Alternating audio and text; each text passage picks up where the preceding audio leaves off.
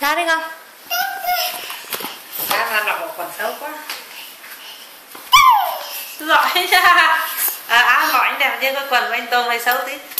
Giỏi nha. Giỏi nha. Giỏi đấy.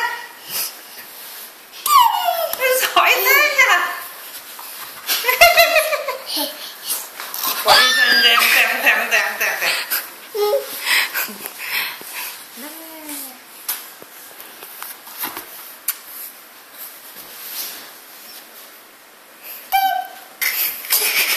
Bụng những cái trống cầu.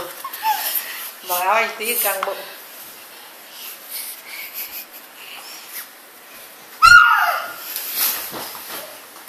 Gần sụt rồi. Phải làm xong rồi phải quay nó ngã đó. Tôi chưa.